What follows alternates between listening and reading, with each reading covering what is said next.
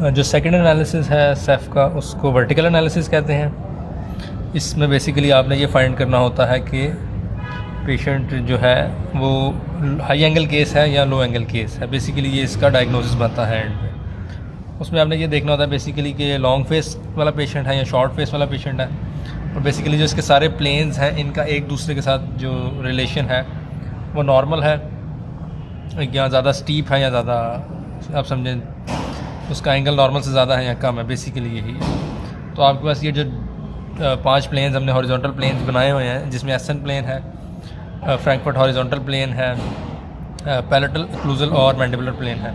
इसमें से जो फ्रैंकफर्ट हॉरिजॉन्टल प्लेन है उसको छोड़ दें तो बाकी जो 4 प्लेन्स हैं इनका आपस में आपने एंगल फाइंड करना होता है। तो इन चारों का आपस में एंगल फाइंड करने से आपको पता चल जाता है कि ओवरऑल जो ग्रोथ है पेशेंट की वो वर्टिकल ग्रोअर है या हॉरिजॉन्टल ग्रोअर है। बेसिकली जो वर्टिकल ग्रोअर होगा वो बेसिकली आपका हाई एंगल केस होगा और उसको लॉन्ग फेस भी कह सकते हैं आप, और जो दूसरा होगा लो एंगल होगा वो हॉरिजॉन्टल ग्रोअर होगा। तो इस हिसाब से आपने अपनी जो ट्रीटमेंट है उसको मॉडिफाई कर लेना होता है कि अगर हाई एंगल केस है आपका तो आपने इस तरह नहीं ट्रीट करना कि मज़ीद जो है उसका लॉन्ग फेस जो है आपकी ट्रीटमेंट से भी ज़्यादा हो जाए, या अगर शॉर्ट फेस है तो आपने उसको मज़ीद इस तरह ट्रीट नहीं करना कि वो मज़ीद उसका एंगल जो है वो डिक्रीज़ हो जाए। उसके बाद कुछ 2-3 और एंगल्स होते हैं जिसमें वाई एक्सिस आ जाता है, सम ऑफ पोस्टीरियर एंगल्स आ जाते हैं, और फाइनली एक आपकी लीनियर मेजरमेंट होती है जिसमें आपने एक क्या उसको कहते हैं रेशो फाइंड करनी होती है जिसको जैराबैक रेशो कहते हैं, और उसके साथ एक और जो इंटीरियर और पोस्टीरियर फेशियल हाइट होती है उसकी 2 रेशोज़ फाइंड करनी होती है। तो सबसे पहले जो ये इन प्लेन्स का आपस में रिलेशन है वो देखते हैं।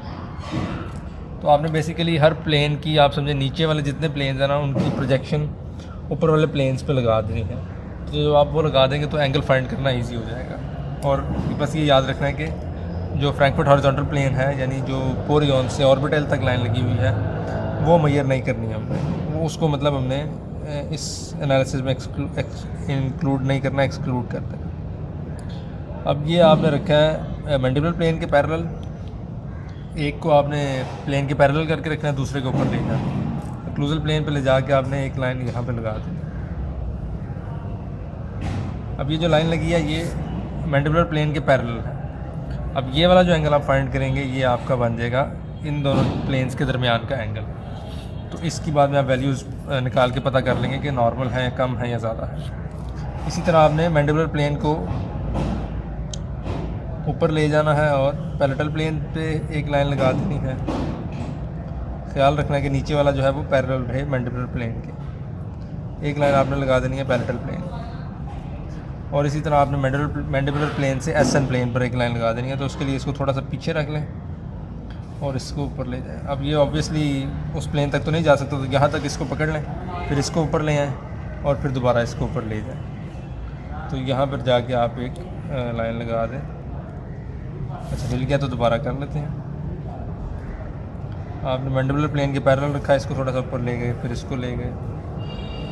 अब इसको ले जाके आपने यहाँ पर एक लाइन लगा दी।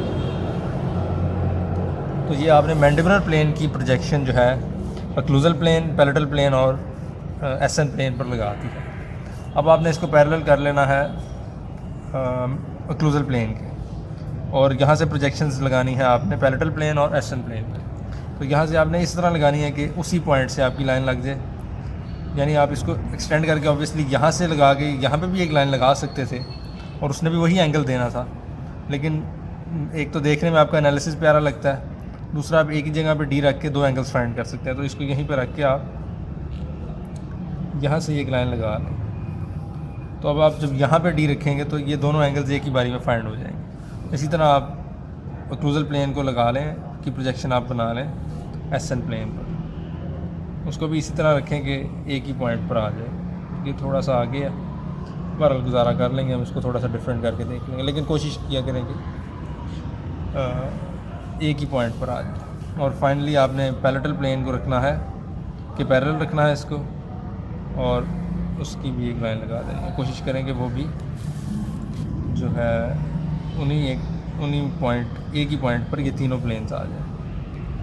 ये आ जाएगा आपका एसन पैलेटल।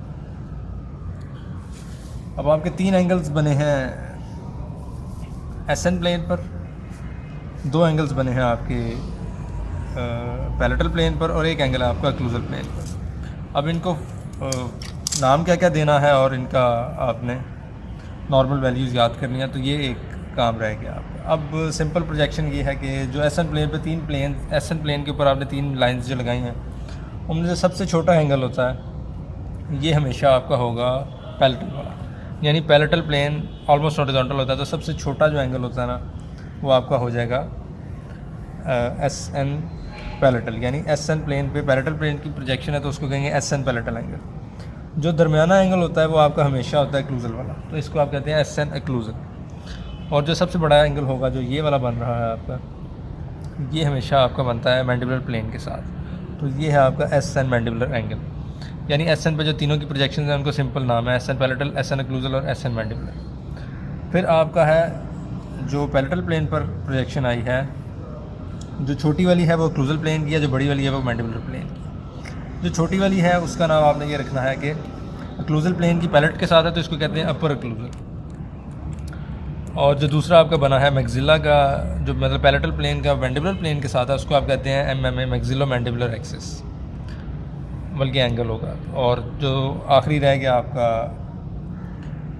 ओक्लूजल प्लेन पे palatal plane, sorry occlusal plane पे मैंडिबुलर प्लेन की प्रोजेक्शन है, ये आपका है लोअर ओक्लूजल। तो जो आपका ओक्लूजल था पैलेटल प्लेन के साथ वो था अपर ओक्लूजल, और जो ओक्लूजल आपका बन रहा है मैंडिबुलर प्लेन के साथ वो है लोअर ओक्लूजल। तो अब इनको मेजर कर लेते हैं और इनकी वैल्यूज़ देख लेते हैं। तो अब इन जो सारे प्लेन्स लगे हैं इनकी वैल्यू फाइंड कर लेते हैं। तो सबसे पहले आप इसको एसएन प्लेन के साथ रखें, जहाँ से आपने लाइन लगाई है उस पॉइंट पे सेंटर रखें, एसएन प्लेन के पैरेलल करें और वैल्यू देख लें। जो सबसे बड़ा आपका आ रहा है ये है एसएन मैंडिबुलर बेसिकली, तो ये इस केस में 50 आ रहा है। तो आप यहाँ लिखते जाएँ इसको कि एसएन मैंडिबुलर जो बन रहा है ये आपका आ गया 50। सेकंड थोड़ी सी आगे लगी थी हमारी तो उसको वहाँ पे रख लेंगे और वहाँ से ये दोनों इकट्ठे फाइंड हो जाएंगे। तो ये आपका बन रहा है 37 और वो है आपका 12 या 13। तो जो दरमियान वाला है वो आपका हो गया एसएन ओक्लूजल, वो आपका 37 आया है। और जो ऊपर वाला है वो है एसएन पैलेटल, वो आपका 12 आया है फॉर एग्जाम्पल। तो ये 3 आपके हो गए। अब इनकी नॉर्मल वैल्यूज़ देख लेते हैं और इनका देख लेते हैं कि क्या बनेगा। तो एसएन मैंडिबुलर जो है इसकी नॉर्मल वैल्यू होती है 32 ± 4। एसएन ओक्लूजल की नॉर्मल वैल्यू होती है 17 ± 4। और जो एसएन पैलेटल है उसकी नॉर्मल वैल्यू होती है 6 ± 4। तो ये तीनों ही वैल्यूज़ जो हैं ये आपकी नॉर्मल से ज़्यादा आ रही हैं, जो बेसिकली आपको बता रहा है कि ये एक हाई एंगल केस है। अब अगली 2 वैल्यूज़ में ये कर लेते हैं जो कि पैरेलल प्लेन के साथ हैं। तो ये आपने उसके पैरेलल रख लिया और दोनों इकट्ठी फाइंड कर लें। एक आपकी 40 या 40 आ रही है और दूसरी आपकी 21। तो जो 40 है वो बेसिकली इसकी मैंडिबुलर प्लेन के साथ है, उसको एमएमए कहते हैं। तो ये 40 हो गई। और जो आपकी दूसरी है वो है अपर ओक्लूजल। अपर ओक्लूजल आपकी आ रही थी 20, कितनी थी दोबारा देख लेते हैं। हाँ जी 20, और वो 39 है और ये 20 है। अच्छा, अब इसकी नॉर्मल वैल्यू होती है 25 ± 4 और जो अपर ओक्लूजल है उसकी नॉर्मल वैल्यू होती है 11 ± 4। तो ये वैल्यूज़ भी क्योंकि आपकी नॉर्मल से ज़्यादा आ रही हैं तो ये हाई एंगल केस है। फिर आपका जो आखिरी एंगल रह गया है वो है लोअर ओक्लूजल। लोअर ओक्लूजल ये आपका है, इसको आपने यहाँ पे रख के इसके पैरेलल रख के मेजर कर लेना है। ये बन रहा है आपका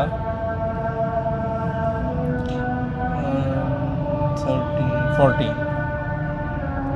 लोअर ओक्लूजल आपका होता है 14 ± 4 नॉर्मल। ये एक एंगल है जो नॉर्मल फॉर्म में फॉल कर रहा है और बाकी सब आपका हाई एंगल है। तो बेसिकली ये आपका हाई एंगल केस है। नेक्स्ट जो एंगल आपने फाइंड करना है उसको वाई एक्सिस कहते हैं। वो 3 पॉइंट्स के दरमियान एंगल है, नेजियन, सेला और ग्नैथियन। तो नेजियन और सेला तो आपके मिले हुए हैं पहले ही, जिसको एसएन प्लेन कहते हैं। तो सेला को आपने मिला देना है आगे ग्नैथियन से। तो ये आप ग्नेथियन पॉइंट है, इसको इससे मिला दें और ये वाला एंगल फाइंड कर लें। तो ये आपका होगा एसन ग्नेथियन, और इसको आप वाई एक्सिस भी कहते हैं। तो ये भी देख लेते हैं कि इस केस में कितना आ रहा है। ये आपका आ रहा है 80, तो वाई एक्सिस आप लिख लेंगे कि आपका 80 आया, और इसकी नॉर्मल वैल्यू आपकी होती है 66 ± 4। तो ये भी आपको ये बता रहा है कि ये हाई एंगल केस है। अब वाई एक्सिस की इंपॉर्टेंस ये है कि ये आपको मैंडिबल की रोटेशन के बारे में बताता है। जितना ये नॉर्मल से ज़्यादा हो जाएगा उतना उसका मतलब ये है कि ये आपका मैंडिबल जो है वो डाउनवर्ड एंड बैकवर्ड रोटेट कर रहा है। यानी अगर ये आपका मैंडिबल है, ये जो स्केल है, और आपका एंगल फॉर एग्जांपल हाई है, तो वो आपको बेसिकली, और वाई एक्सिस आपका ज़्यादा आ रहा है, तो वो ऐसे बता रहा है कि ये डाउनवर्ड एंड बैकवर्ड रोटेट कर रहा है मैंडिबल इस तरह। इसी तरह अगर आपका लो एंगल आए और वाई एक्सिस शॉर्ट हो, तो आपका इसका मतलब ये बेसिकली ये है कि जब वो फर्दर ग्रो करेगा तो वो अपवर्ड एंड फॉरवर्ड ग्रो करेगा इस तरह, जबकि हाई एंगल होगा और ज़्यादा होगा तो वो डाउनवर्ड एंड बैकवर्ड इस तरह रोटेट करेगा ग्रो करते हुए। तो ये एक सिग्निफिकेंट बात है वाई एक्सिस के अकॉर्डिंग। तो ये जो सारे अभी तक एंगल्स फाइंड हुए हैं, इसमें आपका एस एन मैंडिबुलर, MMA और वाई एक्सिस, ये 3 एंगल्स हैं जो ज़्यादा इंपॉर्टेंट है। कि अगर आपको बाकी वैल्यूज़ से नहीं इतना जज हो रहा कि ये हाई एंगल है, नॉर्मल है या लो है, तो आप ये 3 एंगल्स देखते हैं और इन 3 एंगल्स पे जो है ना आपका डायग्नोसिस बेस करता है। दूसरी बात यह है कि ये जितने भी एंगल्स फाइंड हुए हैं इनमें ना यूजुअली ऐसे होता है कि फॉल कर रहे होते हैं नॉर्मल वैल्यूज़ के अंदर, लेकिन upper end of the normal values. For example S N mandibular जो है वो 32 ± 4 है ना, यानी 36 तक जा सकता है, नॉर्मल कहलाएगा। तो अगर आपकी ये 36 आता है, एस एन ओक्लूजल आपका 20 आ जाता है, जो कि 17 ± 4 है। तो इस तरह अगर आपकी हाई एंड वाली साइड पे आते हैं लेकिन नॉर्मल वैल्यूज़ के अंदर आती है, तो आप कहते हैं it has a tendency towards high angle. और इसी तरह अगर लो वैल्यूज़ आ रही हैं लेकिन नॉर्मल रेंज के अंदर आ रही हैं, तो आप कहते हैं it has a tendency towards low angle case. और उसके बाद जो नेक्स्ट आपकी हैं वो है सम ऑफ पोस्टीरियर एंगल्स। तो जो सम ऑफ पोस्टीरियर एंगल्स हैं उसमें आपने 1-2 लाइंस लगानी होती हैं और 3 एंगल्स फाइंड करने होते हैं। तो जो सबसे पहले आपने एक लैंडमार्क देखना है वो ये है कि ये जो बेस ऑफ द स्कल आ रही है ना, इसका इंफीरियर बॉर्डर जो है ये posterior part of the condyle को कहाँ पे टच कर रहा है, इसमें यहाँ पे टच कर रहा है, इसको कहते हैं आर्टिकुलर AR। ठीक हो गया। अब आपने SN और आर्टिकुलर में मतलब S को आपने आर्टिकुलर से मिला देना। तो आपने S पॉइंट को आर्टिकुलर से मिला के एक्सटेंड कर दिया। अब एक एंगल ये बन गया आपका पूरा, ठीक है। फिर आपने आर्टिकुलर को मिला देना कंस्ट्रक्टेड ग्नेथियन से, सॉरी कंस्ट्रक्टेड गोनियन से। इसको आपने मिला देना है कंस्ट्रक्टेड गोनियन से। तो ये आपकी दूसरी लाइन आ गई और ये आपका दूसरा एंगल आ गया, और तीसरा एंगल होगा आर्टिकुलर गोनियन और मेंटोन। तो ये आपका थर्ड एंगल ये बनेगा। तो ये 3 एंगल्स जब आप फाइंड कर लेंगे तो इनको प्लस कर लेंगे, और इसको आप कहते हैं basically sum of posterior angles. तो जब आप sum of posterior angles find कर लेंगे तो उसकी भी एक नॉर्मल वैल्यू होती है। जब आप नॉर्मल वैल्यू से उसको रिलेट करेंगे तो आपको पता चल जाएगा कि ये नॉर्मल ही आ रही है, हाई एंगल की तरफ है या लो एंगल की तरफ है, जो कि इस केस में हाई एंगल आनी चाहिए, आप ऐसे कह रहे हैं, क्योंकि बाकी सब कुछ हाई एंगल की तरफ शो हो रहा है। तो ये जो पहला एंगल बनता है NS आर्टिकुलर, इसको आप सैडल एंगल कहते हैं। S आर्टिकुलर कंस्ट्रक्टेड गोनियन पे जो एंगल है इसको आर्टिकुलर कहते हैं, और आर्टिकुलर कंस्ट्रक्टेड गोनियन और मेंटोन पे जो एंगल है इसको आप कहते हैं गोनियल एंगल। तो पहला सैडल एंगल है, दूसरा आर्टिकुलर एंगल है और तीसरा गोनियल एंगल है। फिर इन तीनों को प्लस कर लेते हैं। तो पहले आप फाइंड कर लें कि पहला एंगल कितना है, तो यहाँ पे रख के इसके पैरेलल कर लें, और ये एंगल आपका आ रहा है 129। हाँ जी। तो यहाँ पे साइड पे लिखते जाएँ ताकि प्लस हो जाए बाद में 129। दूसरा आपने यहाँ पे रख के फाइंड करना है। इस पॉइंट को बेशक आप डार्क कर रहे हैं जहाँ पे दोनों लाइंस इंटरसेक्ट हो रही हैं, ताकि आपको पता चल जाए कि आपने रखना कहाँ पे है। ये आ गया। ये एंगल आपका बन रहा है 158, और थर्ड एंगल आपका ये वाला है।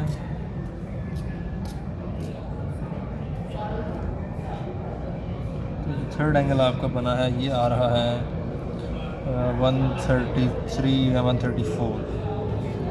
तो ये 3 एंगल्स हो गए आपके। अब आप इन तीनों को फाइंड कर लेते, आप इनको प्लस कर लेते हैं तो इसका आंसर आता है 421। तो अब इनकी नॉर्मल वैल्यूज़ देख लेते हैं और देख लेते हैं इससे क्या पता चलता है। तो जो सम का नॉर्मल वैल्यूज़ होती है वो बेसिकली होती है 396 ± 4, यानी कि हमें बेसिकली बता रही है कि जो ओवरऑल सम आना है वो नॉर्मल से ज़्यादा है, यानी नॉर्मल आपका 400 तक है, तो ये उससे ज़्यादा बन रहा है। फिर तीनों जो सेपरेट एंगल्स हैं उनकी भी नॉर्मल वैल्यूज़ है, जिससे पता चल जाता है कि बेसिकली चेंज कहाँ पे आ रही है, ज़्यादा रोटेशन या ज़्यादा जो है आपकी हाई एंगल की तरफ है या लो एंगल की तरफ, वो किस जगह पे आ रहा है। तो जो सैडल एंगल है वो आपका नॉर्मली होता है 123 ± 5, और ये आपको बताता है कि बेस ऑफ द स्कल के रिलेशन में रोटेशन ज़्यादा है या कम है या नॉर्मल है। सेकंड आपको आर्टिकुलर एंगल है, इसकी नॉर्मल वैल्यू होती है 143 ± 6, और ये आपकी रोटेशन को बताती है कंडाइल के अराउंड, यानी अगर ये आपका नॉर्मल से ज़्यादा आ रहा है जो इस केस में है, तो ये आपको बेसिकली बता रही है कि जो ज़्यादा रोटेशन आपकी हाई एंगल की तरफ जा रही है वो कंडाइल के अराउंड है। और लास्टली जो गोनियल एंगल है आपका, उसकी नॉर्मल वैल्यू होती है 128 ± 7, और ये आपको बताती है कि एंगल ऑफ द मैंडिबल पे रोटेशन ज़्यादा है या नॉर्मल है या कम है, जो इस केस में लास्ट नॉर्मल वैल्यू है 134 वहाँ तक है। यानी आप इस केस में जो सबसे ज़्यादा रोटेशन का इशू आ रहा है वो कंडाइल पे आ रहा है, यानी कंडाइल की ग्रोथ ज़्यादा है, और वहाँ पर आपकी जो है उसकी वजह से आपकी जो सारे हाई एंगल है वो उसकी वजह से बन रहा है। और बाकी थोड़ा सा आपका obviously base of the skull की वैल्यू भी ज़्यादा है, गोनी जो है आपका सैडल एंगल है वो भी ज़्यादा है।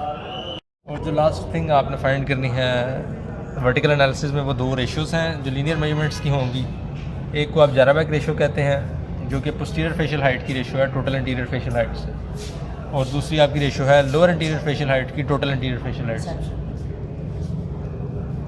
तो सबसे पहले आपने ये दोनों फेशियल हाइट्स जो है ये फाइंड कर लेनी है। तो जो पोस्टीरियर फेशियल हाइट है ये आपकी होती है एस पॉइंट से लेके कंस्ट्रक्टेड गोनियन तक। तो आपने एस पॉइंट से कंस्ट्रक्टेड गोनियन तक का डिस्टेंस मिलीमीटर्स में फाइंड कर लेना है, जो कि इस केस में आ रहा है 73। तो ये आपकी है पोस्टीरियर फेशियल हाइट, ये 73 mm है। और फिर आपने इंटीरियर फेशियल हाइट फाइंड कर लेनी है, जो आपकी होती है नेजियन पॉइंट से मेंटाउन तक। तो आपने ये फाइंड करनी है, ये आपकी आ रही है 142 या 141 142। तो ये होती है टोटल इंटीरियर फेशियल हाइट।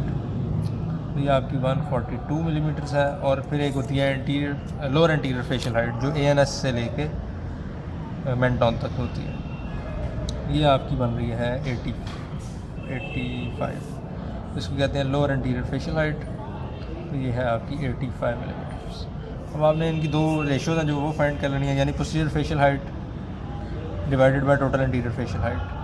तो अगर आप कैलकुलेट करें दोनों को डिवाइड करके तो आपकी बनती है 51.4% में आएगी ये बेसिकली। और जो दूसरी वैल्यू है lower anterior facial height divided by total anterior facial height, वो जब आप इस केस में फाइंड करेंगे कैलकुलेटर पे तो आपकी आ जाएगी 59.4। मैंने पहले से कैलकुलेट कर ली है, आप खुद भी करके देख सकते हैं। तो आपकी posterior facial height divided by total anterior facial height है, इसको आप ज़ाराबैक रेशियो कहते हैं, और इसकी नॉर्मल वैल्यू होती है 65% ±4। और जो आपकी lower anterior facial height to total anterior facial height है, उसकी नॉर्मल वैल्यू होती है 54 ±4%।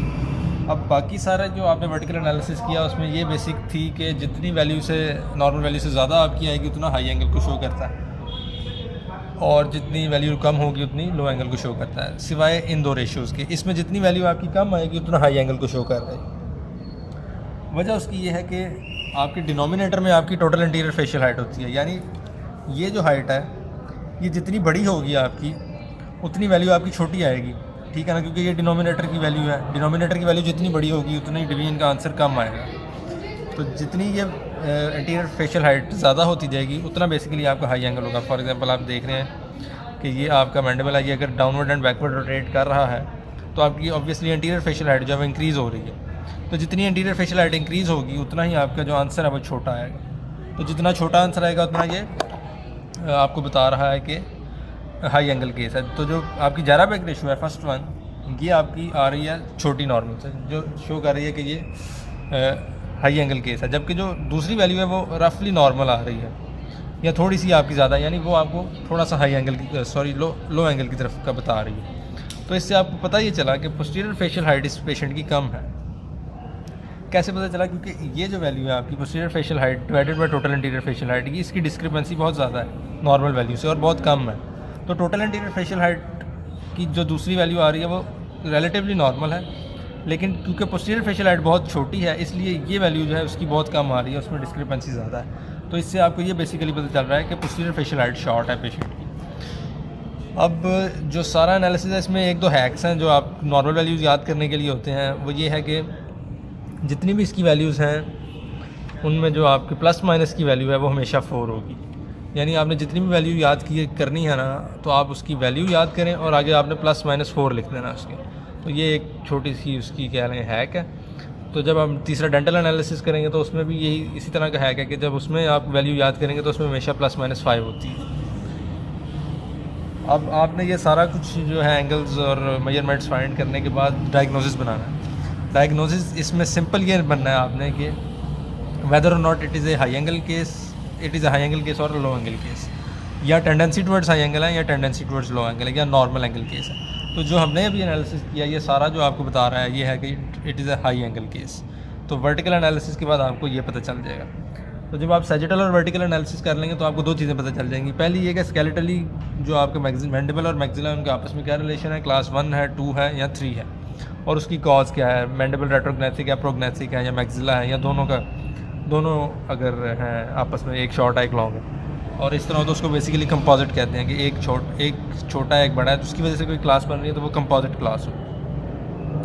और इससे आपको ये पता चल गया कि हाई एंगल है कि लो एंगल है। तो फिर तीसरा हम जो डेंटल करेंगे उसमें आपको पता चल जाएगा कि जो इंक्लिनेशन है टूथ की वो किस तरह है, प्रोक्लाइंड है या रेट्रोक्लाइंड। और फाइनली आप सॉफ्ट टिश्यू करेंगे, उससे आपको लिप की जो है वो पता चल जाएगी कि कॉम्पिटेंट है या इनकॉम्पिटेंट।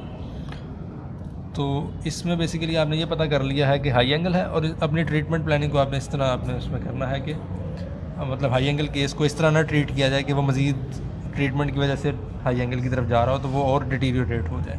बस इसमें ये इंपॉर्टेंट चीज़ है।